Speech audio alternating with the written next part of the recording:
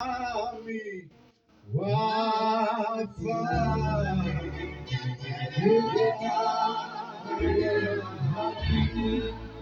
Jesu alisusa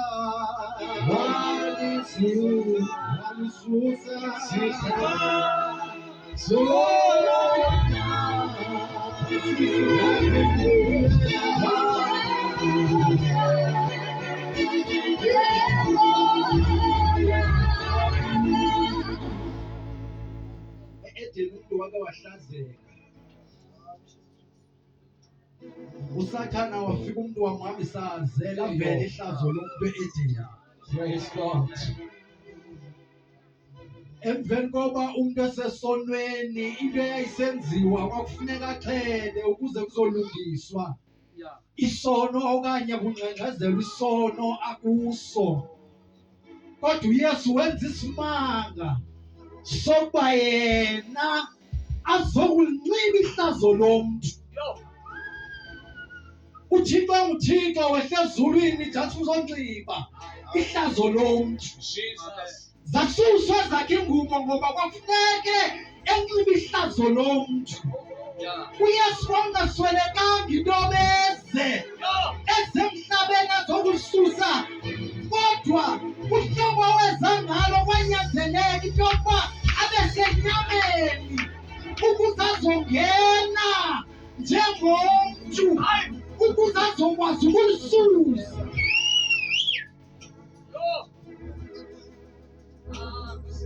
Bengingavula uvutha sise apostolic faith mission. Kodwa ikhona into engihluphayo ngebandla lethu okanye ngenkolo esikuyo. Le nkolo esikuyo ayikho without imimangaliso. Le nkolo esikuyo ayikho ngaphandle kokholwa. Sikwinkolo yamapostile kodwa asihambi ngokholo. Kuyahlanganwa, kuyashunyayelwa, kuyathandazwa, ayisaphakami iminwebe.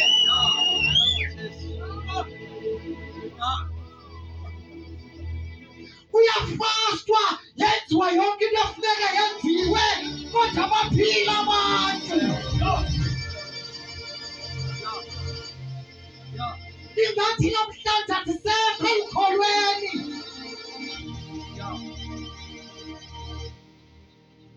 Akho nto irongo nemfundo, akho nto irongo nendawo ophangela kuyo, akho nto irongo nokuba ube ne-medical aid emsebenzini ophangela kuyo, kodwa imisebenzi yamandla yayaphi?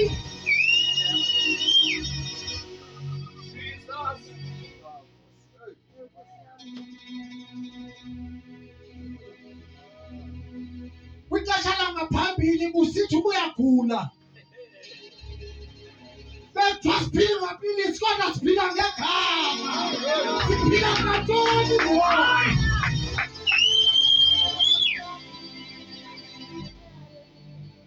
Inkonzo yethu iyadeleleka because imimangalisi iyathengwa ngoku.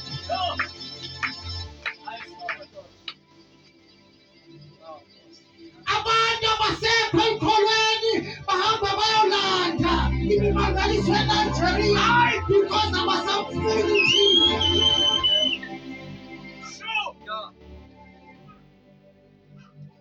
Sikwaluphi ukholo? Ngicela ungifundele nje okhawuleza. Ndifuna uhlala phansi, ndicela usifundele nje okhawuleza 22 iGenesis verse 1. Unjalo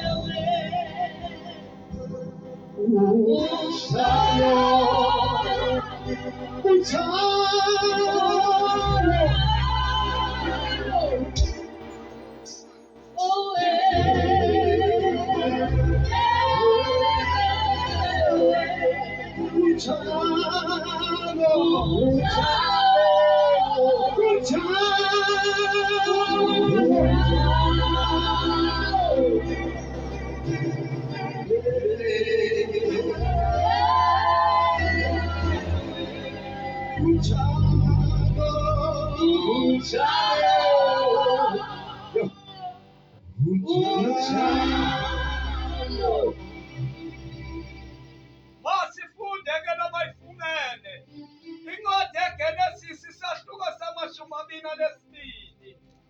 Ukulingwa kwakhona luka-Abrahamu ngokumenza idili u-Isake. Kwathi emveni kwesonto uThixo wamvavanya u-Abrahamu wathi kuye, Abrahamu. Wathi yena, ndilapha.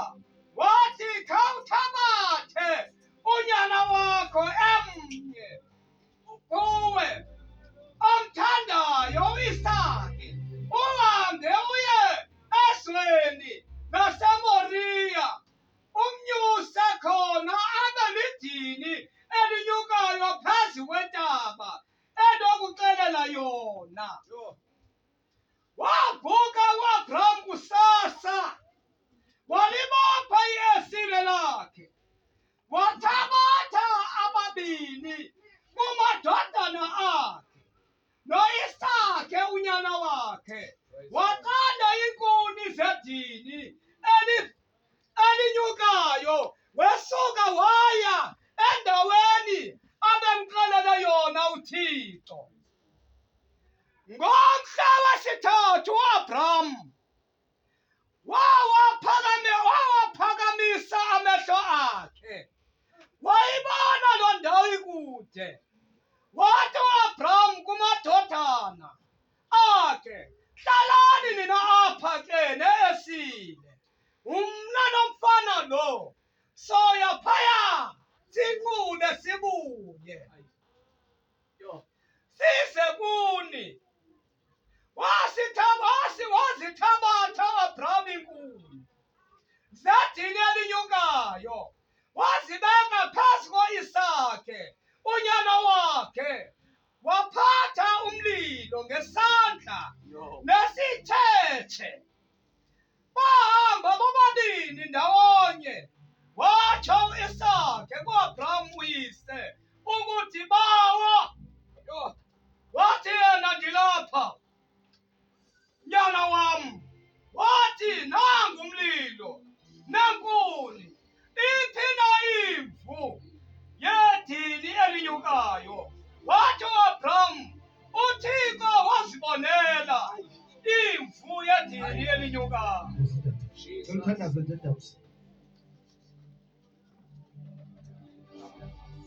Ngathi nje ndingathi ibandla sengathi lingakhwela kwitransport yokholwa, because sidileya isizwe, sidileya abantu ngenxa yongabikho thina kwiposition yokholwa. Abanye bashiya uThixo because of itest yokholo. Ngoba ukholo ngaphandle kokuba luthestwe aluphelelanga. Ithi iBhayibhile u-Abrahamu waphuma elizweni azalwa kulo ephuma ngokholo. Kodwa sibona isimanga kufika ixesha apho ukholo lwakhe fanele luthestiwe.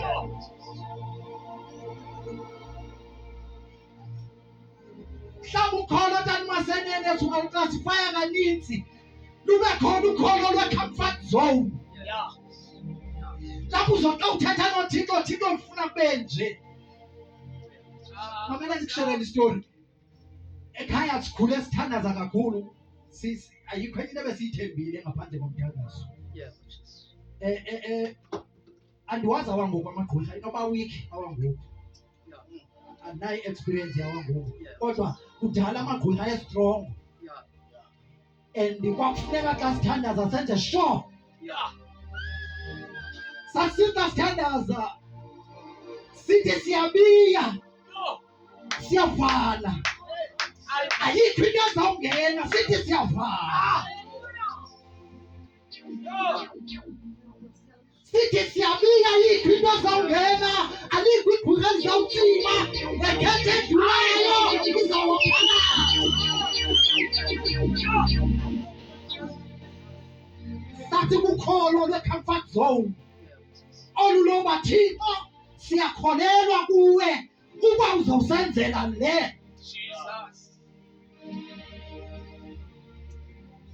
lafika ixesha ngoba sometimes uyasusa uthango obiyelwe ngalo abobuza uJobhi lafika ixesha apho kususwa uthango abiyelwe ngalo uThixo akalithi remove kancinci ukuze kuzawuvela wena uzobonakala ukholo lwakho. Praise God. Ama-devil worshiper naningawazi bakhona nalapha enkonzweni ke Yeah. kule yethu yama-5 Yeah. umama uhlobo wayethandaza ngalo akhilelwe kuba khona abamama ababini bezayo nee-surnames zabo wazitsho Yeah. wathi bayeza Yeah. kuthiwa ze ningabamkeli Yeah.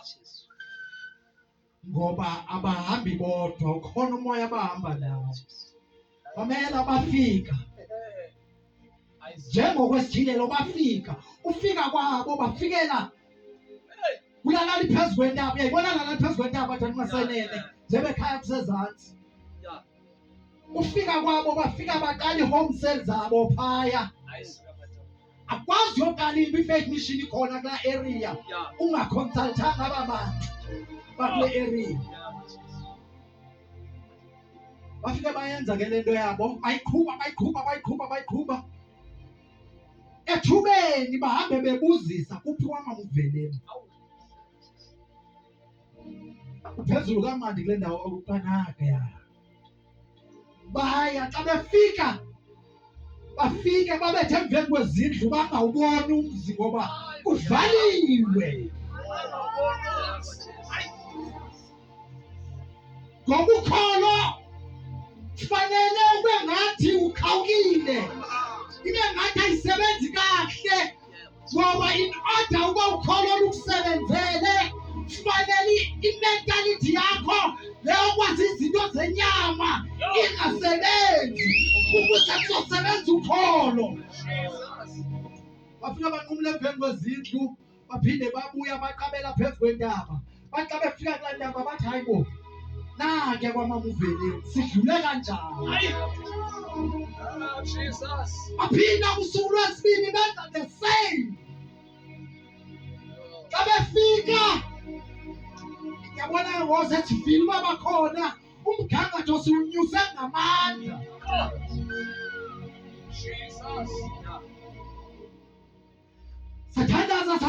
sathandaza babuya kusuku lwesibini bafike badlula ababona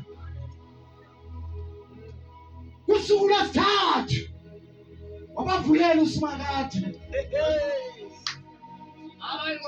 abefika bafikela kule family akumleveni wasekhaya babuya xa bebuya bengabonanga baqona mabayongena kwatatomncinci bayabona kwatatomncinci kodwa sedlulweni ethambo kodwa babone ekhaya baxa befika bafike bathi sifuna kwamama uvele look on the faith mission wababamba ngesandla umncinci wabazisa ngoba bebengakuboni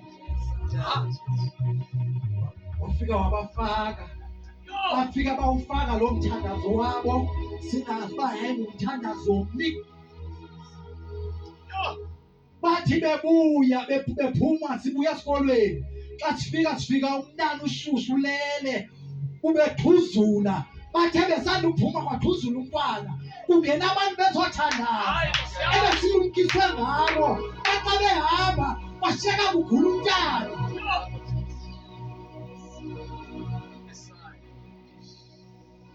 ukholo luyavavanywa ukholo luyathestwa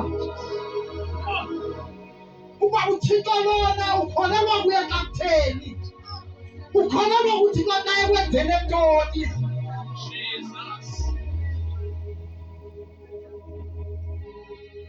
athi umama asizuphinde sibabiza sibaxelele kwenzeke ntoni kodwa sizawuya emadolweni ngoku sizawubiza kuThixo Sambekela izandla sathandaza. Jesus. Sathi ekuthandazeni kwethu sathi akaphinda enze lento. Yo. Mamela wathi uzula wangena emlilweni ngokokwazi lwabantu, Hey, Nkosi yami. ngokoluvo lomntu. Umuntu wathi uzule wangena emlilweni akaphinda yeke.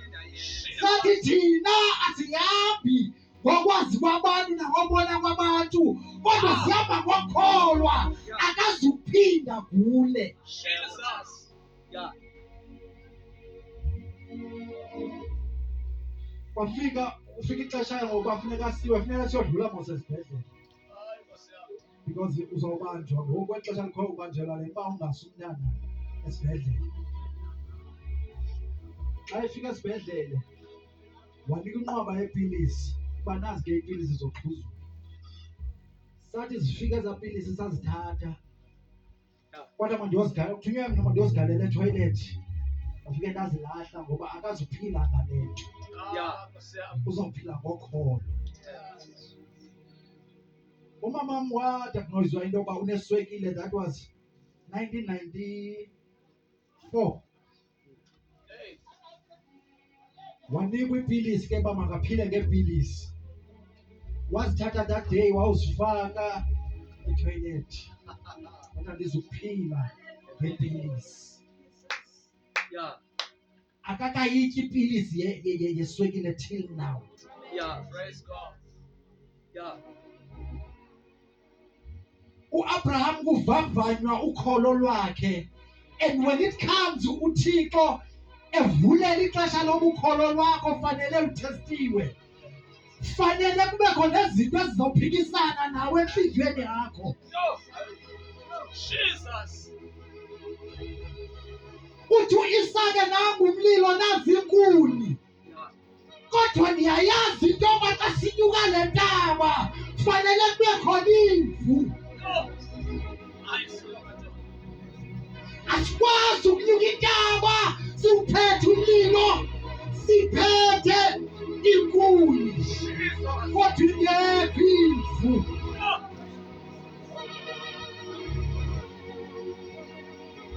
Yaphendula indoda ekholwa yathi uThixo uzozibonela. Hayi. Ngoba xa sewukhwele phezu kokholo awuhambi ngoba isimo sithini, Jesus. awuhambi ngoba imeko yakho ithini, kodwa uhamba ngoba uThixo ozibonelayo. Praise God.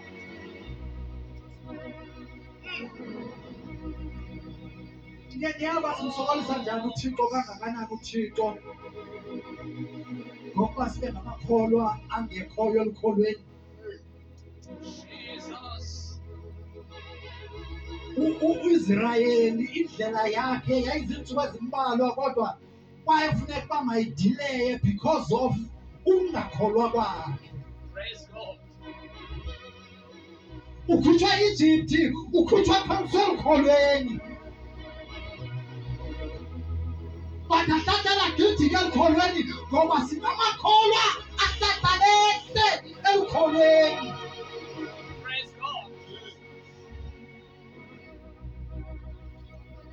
uIsrayeli uphume Egypt wayenemali Nkosi yami. engazange isebenze ukusuka Egypt uzofika eKenani. Hayi. Nkosi yami. Ukuze uJoseph wababuyisela imali yabo beyothenga ukutya, wababuyisela imali yabo bajika nayo, wabanika ukutya. Jesus. That means ngaleyo imali yayikhona kodwa yayingenamandla, ibeyina amandla yalukholo. Praise God. Xa singenalukholo asisetyenzelwa nayimali esinayo. Praise God.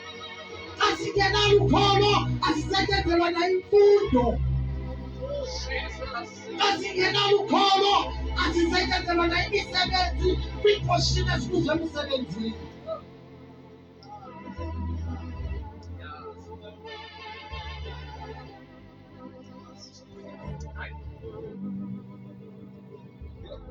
Jesus. Uba njengoba uJob ngexesha wayetestwa pha. But umama wakhona wathi qala nje test waqomba hamba kalahle lo Thixo. Yeah, watch this. Because abanye bamlahla uThixo because of the test. Yeah. Yes. Yeah.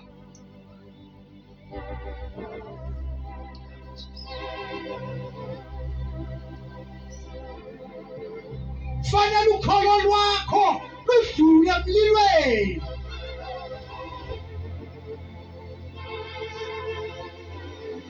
uShadrach noMeshach no-Abednego babasela umlilo. Ndiyacinga uba yayisithi singakhwelanga mhlawumbi kwitransport yokholwa. Sasizawuthi xa sithandaza Thixo kasincede. Sicela uthumele i-fire brigade. Sicela uba uthumele i-firefighters. Kodwa ezandla zayenza loo nto. Sathi Thixo wethu esimkhonzayo ukuba unako kuzosindisa. Kodwa noba ngasindisanga makwenzeke kuwe.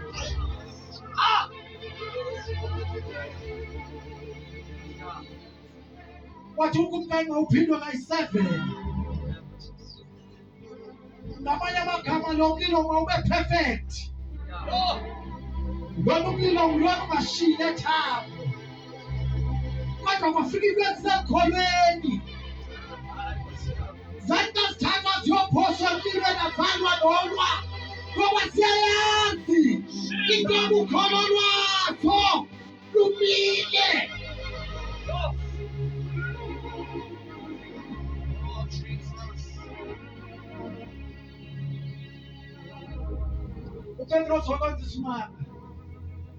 Ubona uYesu esiza. Oh, Jesus.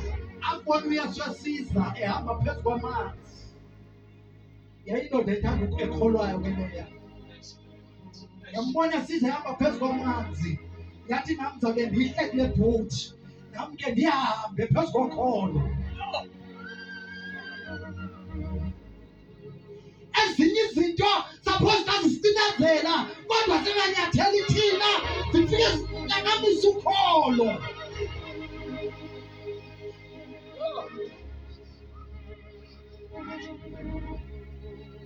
Kuthi uDaniel zangathathwa nje awuphoswa ehlathini apha azawukwazi ukuphela khona emthini. Wawuphoswa phezu kwengonyama. Waphoswa phezu kwazo. Uba yayindim ndingakholwa kakuhle zazamganga ntseza. Ibandla lethu okanye mandivele ndithi ibandla leChristians lonke linengxaki liyakriticize. Ungayena kooTikTok kuzo zonke social media bayakriticize nabazalwane kodwa abekho kwiposition yokholwa. Nababhetere imimangaliso yenzeki because abekho kwiposition yokholwa.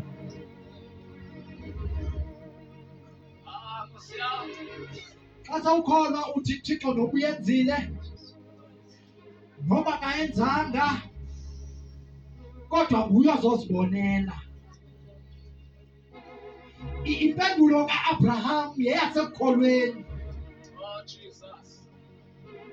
Xa ebuza unyana wakhe uba iphimvu uthi uThixo uzozibonela. Xa sewuphezu kwalo ukholo asikho isimo esifika si-cross question ube wena sewusahluleka. Praise God. Iyi-problem into yokuba zifika imeko zakho zihlala imibuzo ube sewusehluleka ngoba awukho kwilevel yokholo. Oh, Jesus. Praise God. Ukholo luyanxitywa. Jesus. Oh. uDavid unxityiswa uSawule iingubo zakhe umnxibisela into yoba makayolwa ngoba babeyazi bekholelwa futhi into yokuba nokuba utsholo luzile uba lufike labetha kwezi ngubo aluzungena ngoba zenziwe. Praise God.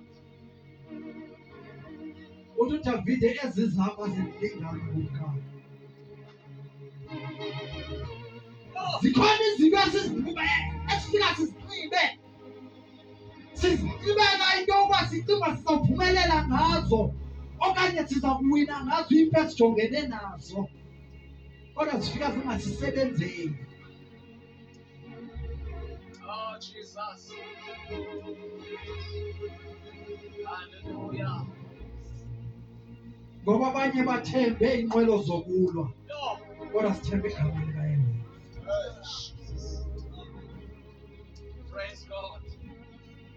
Wakhona umhlabelo usithi noma kuye nyuka noma kuye sela sizo sobamelela esiphama noma kuye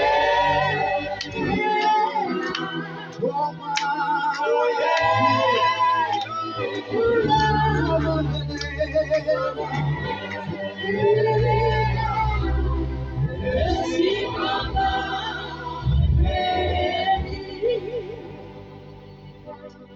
Ama-Israyeli asuswa nguThixo e-Egypt, esuswa ekholweni, kodwa zazisithi izinto kazibheda, bahlika elukholweni, bafuna ukuthemba izinto zase-Egypt. Jesus.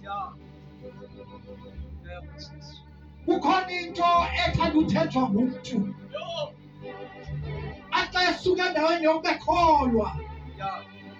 athi uThixo ungasandithathe kunale meko. Oh, Ugqibile ukuthuka uThixo. yeah. When it comes ukholo lwakho Yeah. uluyeka lube sezantsi lufe, Yeah. ugqibile ungamethembi uThixo. My God. Si-endapha sifana neenkawe zonke Boss. ngoba asisekho kwiposishini yokholwa.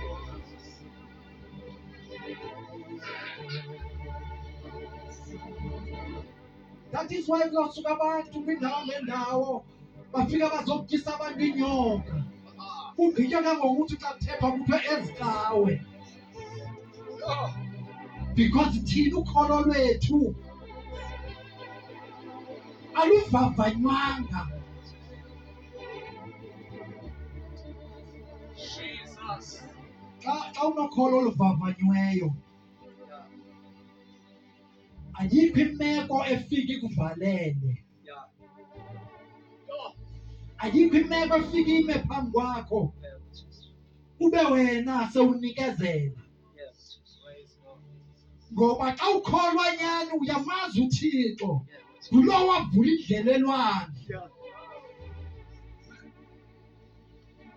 Xa sewuselukholweni ukowuta iiverses, uzikowuta zilandelelane. Uba Thixo, mamela uDavide uyathandaza, uThixo akamphenduli. Oh, Uthi uDavide uyathetha, ndiyakhala kuwe ekuseni, ndiyabiza emini, Aye. kodwa uthula uphenduli. Jesus. Iphinde ithi laa nto, kodwa uNkulunkulu. Aye. Ngamanye amagama, noba umphendulanga, kodwa ndisakholelwa kuwe. Jesus. Oh. Praise God.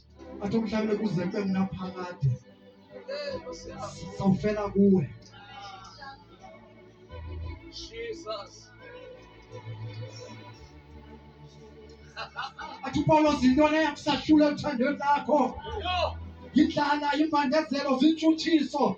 Athi nakanye, ngoba yikho into efanele ikushifte ekholweni. I surrender. Oh, Jesus. Ndandibazalene ndandikhule ke ngexa ndisemncinci ndilala ngaphantsi kandincapha kuliya nyana katatomsomo. Ndandinethi ndibe na 4 years, 5 years kweza age. umama wake wanditesta wathi mntanam udala ndikugcinile ke kwakukhona utamkhulu wam ke wayengekho apha ePalamente kwakumnandi enenkosikazi yakhe nayo yayifana naye ingumgubo wengxowenye wasefemelini ke ngumninawa wodade omkhulu wam otatomkhulu wam athi mama mntanam ndandixhole kulaa mzi ke into yabangela ndikuthatha ndabona into yoba awuzufika kule age ngoba uhlobo ekululo phaya ubungenokwazi ukhula so ndakuthatha ndakukhulisa ndaqomba asuka ayikho le ndithetha lo mama ndizuyenza le nto ayithethayo kaloku ndizuyenza loo nto leyo ekhaya kulapho walimamela mntanam owethu kupha wabona ingathi yakade lena kwakshela ibheki unomgcana nganomphazamisa ezabheki zethu kuba ngoTranskei sigezelwa ngazo ebhaki wathi thatha ibeke egxalabeni ngabona userious mos kanziya ngasemnyango lala hayi awudlala ngam yabona into engathi serious wakwathi chwaka ndiyabethwa mosapha wathi ndihamba yabo wenu akhona ndizaphinda ndiyithethe yayirhunqa ibhegi ndikhala yangodoza ndibethwe nobethwa yayirhunqa ibhegi yam ndikhala ndisiya kulo mzi ndaxa ndafika yho izithuko ekuthubana ngazala kwazi basekhaya waphinde ndajika ndaya xa ndiqala uthi le mnyango seyitshintshile imeko sendivalelwe ngoswazi ngoku jikwa ngoswazi ngoku hayi ndajika ndaphinde ndaya xa ndafika heyi hayi zibizwa zikhulu ndaxa ndibuya ndafika ndihamba ngasemnyango ufika wam ndathi noba ngowalapha sendicela nje uba ngowalapha uyabona xa sewuhleli uthixo mayingabikho into ekususayo mawungasuswa zimeko qinisa ukholo lwakho qiba ukholo lwakho yaphatha ukholo ngoba iinkonzo zethu ayisayindawo kungoba abantu abasalambatha ukholo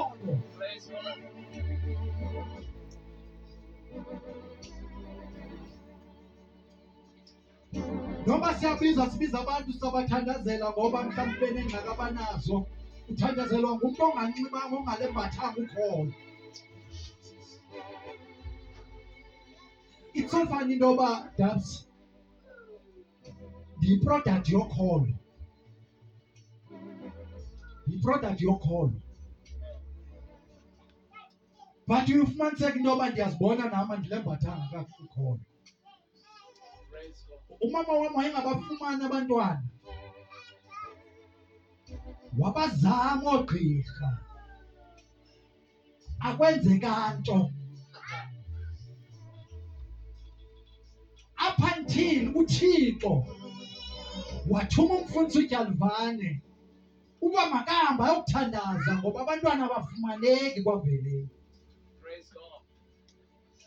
wafika wathandaza kwinyanga elandelayo kwathi make kuphinde kuyo kwagqirha ngoba sekuthandaziwe nokholo ungathi alukho ncam kwayiwa kokuqala ugqirha wafika wabona yakhe into yoba hayi mani isizalo salo mama sifuna uklinwa wathi umama izukwenzeka loo nto leyo kwadlulelwa komnye ugqirha okuthiwa nguDr Khalani xa kufikwa kuye wafika wangena nomakhulu umakhulu ke wayemthuka gqithi umakhulu ozala utatam nguye owayeyingxaki ngoba oomamazala bayathanda bayingxaki umakoti xa engezinamntana uthi umakhulu ndizawuhamba nani wahamba nabo uthi xa kufikwa phaa yaba nguye ozobiza utata wathi zama nkosi ugqirha uyathetha kunjani nje uthethe into Hey. because ukholo ukhona into uyenzileyo. Yo. Ukholo xa sisoba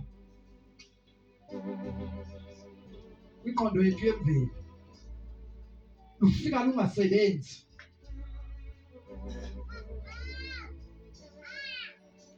Xa sifuna ukusebenzisa iwisdom yethu ukholo lubamba ikhava lume ngoba aluzibona lungekangeni indawo okanye uThixo ubona lo mntu engekakholwa. Apha eBhayibhileni uPetros ngomnye wamadoda ayengamcross question uYesu xa esima kwenzeka into. uYesu uthi Petros abothatha imali enhlanzini kufuna irhafu. Amen. Uthi inhlanzi yokuqala odibene nayo uzayithatha kuyo imali. uPetros azange abuze uba how can sishiye uJudas apha engunongxowa sihambe siyothatha imali enhlanzini. Wabaleka wayothatha imali Praise apho kuthiwa makayoyithatha khona. Amen. Yanomakazi wami mdabuse wayitya ngamandla and wayekholwa ligama esela kakhulu and wayengahlali ezilalini, wayehleli nje usemthatha phaa edolophini. Komnye unyaka sawuxaba utamkhulu kule femeli yakulo mama. Umamam uvuswa nguThixo ekuseni ngo-4 uthi hamba bolanda ukholeka uzodibana naye eMthatha, uzodibana naye apha erenkini, uncede ufike ngo-7. Xa sisekholweni uThixo uyathetha. uThixo angabukhwayethi because asikho elikholweni. Wathi lingaphumi ilanga ungafikanga. Wathi akwethu umalume akakholwa ke bandicela undikhaphe manje. Athi umalume hayi sisithembisa andiyithembanga le nto yakho andizukwazi ukuyapha. Athi ndicela uhambe nam masihambe siye sizabuya naye. Siyalungisa apha kuyalungiswa kulungiselela ukugxama.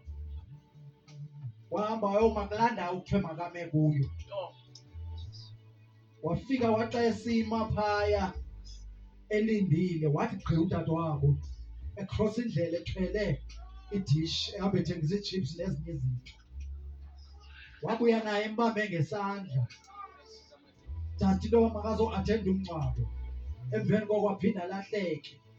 Jesus. Into endikhumbula ngayo wayethi qho xa emkhumbulile ethandazile ngayo uThixo amxelele uba hamba uye endaweni ethile uzawudibana naye. Yo. Kanti ngenye imini uquva apha kuTsolo kule dolophu yethu. Wathi uThixo hamba umkhangela kwaPeyini kuTsolo uzawufike phaa. Singu-Apostolic Faith Mission kodwa imisebenzi yamandla nemisebenzi yokholo ayisenzeki. Enye yezinto ebangela loo nto kukuzazi. Sometimes sizazi side sizazi singamazi uThixo. Yo. Amen. Uyabona uba kuthethwa ngenkonzo yama-faith mission singaba bantu ababezidla abangasazidli kakhulu ngoku ngoba izinto uThixo awayezenza ngama-faith mission ezininzi azisenzeki. Why? Yo.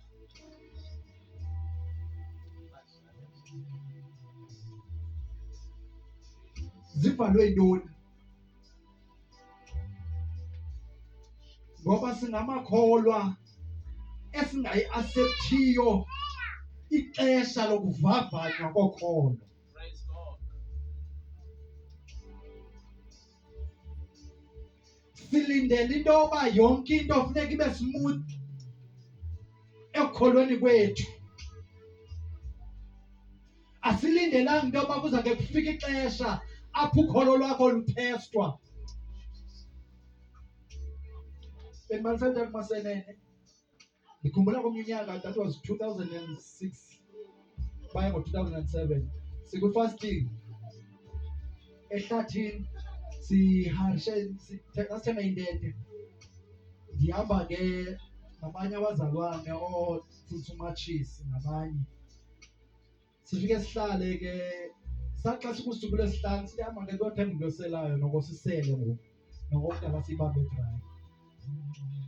Uhambe mna ke noSizwe ubrother kamama uBrayi.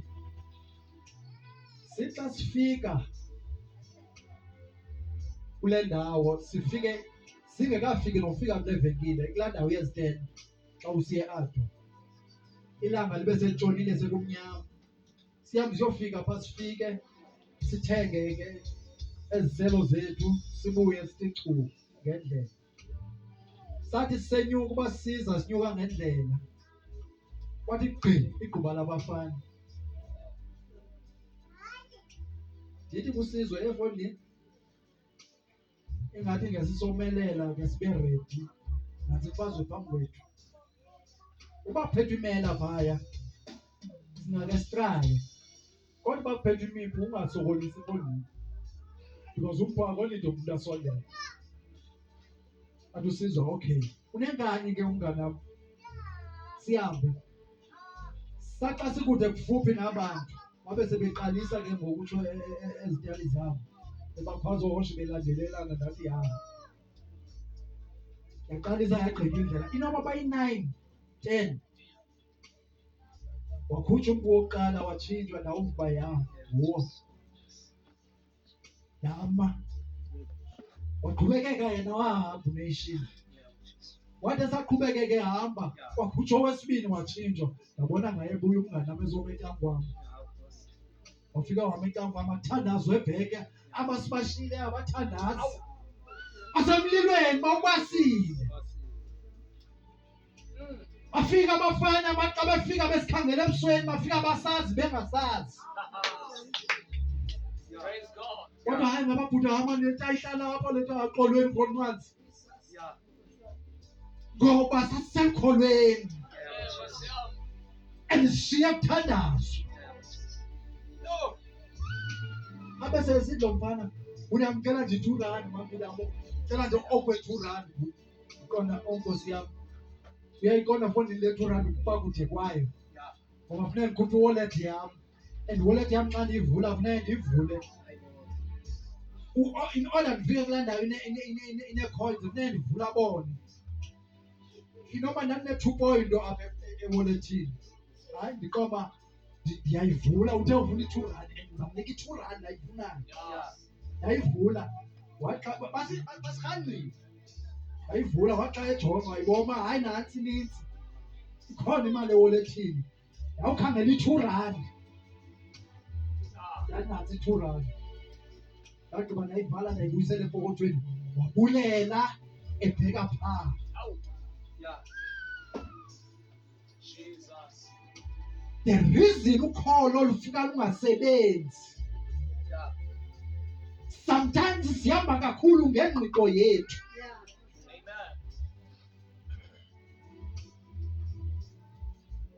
Ukhona indoda endiyithandayo uyona yabe uyona wayemazi kakhulu uThixo kungubani. Wayemazi ngenceba emazi ngento zonke.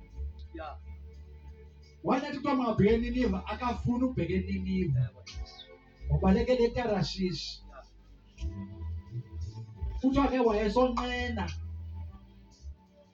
Zitsho ezinye inguqulelo esiXhosa. Kodwa uyona wayefuna impindezelo. Ngoba esi sizwe kwakuthiwa siza kufa. Sizawutshatyalaliswa. Waqomba uyamazi uThixo. Unenceba too much. Wayekholelwa kakhulu. Into uThixo unguloThixo unenceba. UnguloThixo uba uthethe ilungisa. Uvela phendule. Wathi uyona ndizukuya eNiniva. wamthatha uThixo wamfaka entlanzini. No. Courier yakhe yamthatha wayipasile, yathatha yawubekwa straight eNiniva. Ouch. Xa efika eNiniva wayokwenza le nto ebeyithunywe nguThixo. Jesus. Wafike washumayela abantu baguquka. No. Bathi net baguquka abantu wathi Thixo bendihle ndikwazi. Ouch. Jesus. Ndikwazi.